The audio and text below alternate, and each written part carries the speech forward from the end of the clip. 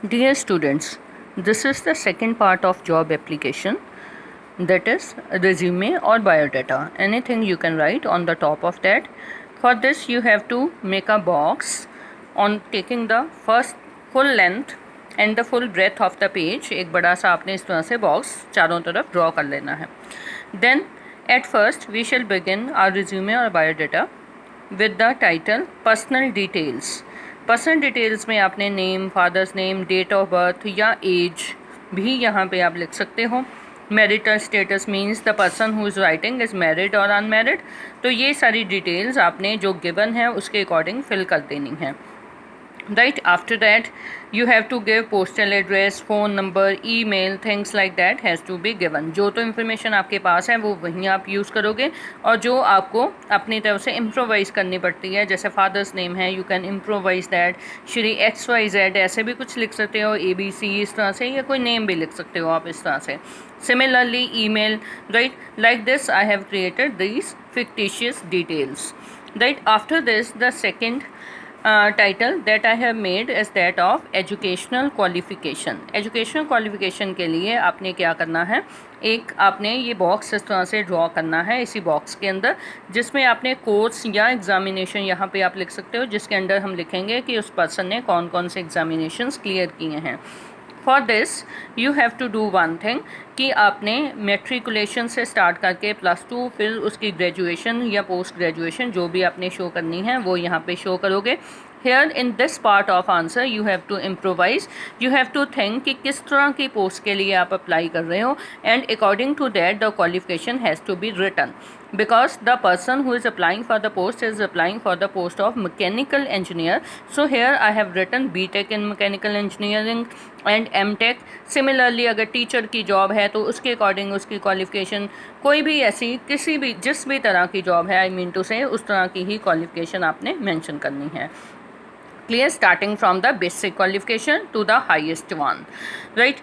Then year of passing, right? Then board, university, कहाँ से वो क्वालिफिकेशंस ली गई हैं वो बताना है आपने, and here percentage marks is given. So इस तरह से अपने एजुकेशन क्वालिफिकेशन को प्रेजेंट करना है.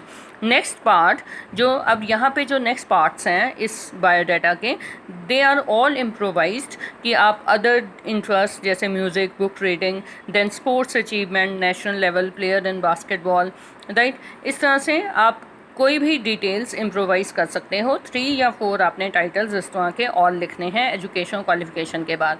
First title is personal detail, then education qualification, और उसके बाद 3-4 इस तरह के कोई भी आपने डिटेल्स देनी हैं. प्रीवियस एक्सपीरियंस आप दे सकते हो if the person has worked before this as well. तो ओके, बस स्टेटमेंट में भी ऐसा दिया होता है कि आप ऑलरेडी वर्किंग हो और इस नई जॉब के लिए अप्लाई करो.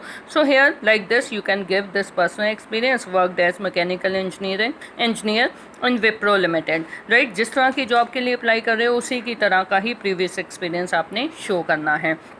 Right, here I have written some other suggestions as well. ये जो मैंने यहाँ पे इस तरह से लिखा है, these are just the suggestions कि आप इसी तरह से किस तरह के और टाइटल्स बना सकते हो. सैलरी एक्सपेक्टेड बना सकते हो कि आपको इस जॉब से कितनी सैलरी एक्सपेक्टेड है. सो इसी तरह से आप टाइटल बना के, जैसे ये टाइटल बनाए हुए हैं, तो यहाँ पे सैलरी एक्सपेक्टेड लिख के नीचे आपने एक्सपेक्टेड सैलरी बता देनी है.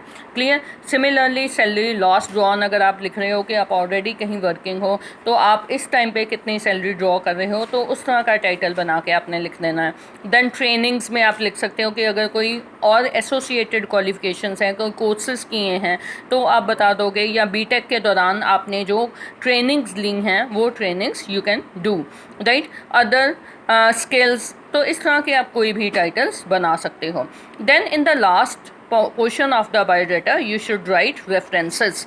रेफरेंसेस जो हैं वो बिल्कुल लास्ट में आनी चाहिए, and this is must, right. This has to be given in biodata in the end of the biodata, right. बाकी सारी ये जो चीज़ें हैं जैसे मैंने पहले बताई हैं ये आपकी इम्प्रोवाइजेशन पे हैं. आपने इनमें से कोई 3 या 4 उठा के लिख देनी है एजुकेशन क्वालिफिकेशन के बाद, और उसके बाद in the last references has to be given, right. References में आप क्या करोगे, that you have to give reference of the persons with whom you were associated at some part of the life, जैसे कि आपने स्कूल या college के principal का लिख सकते हो, यहाँ पे उस पर्सन का नेम और उसकी ऑफिशियल डेजिग्नेशन और उसका ऑफिशियल एड्रेस आपने लिखना है। Similarly second reference I have given कि उसने जहाँ पे काम किया है उसके सीईओ विप्रो लिमिटेड, क्योंकि उसने अपने बायोडाटा में लिखा है कि वो पहले विप्रो लिमिटेड में काम कर रहा था।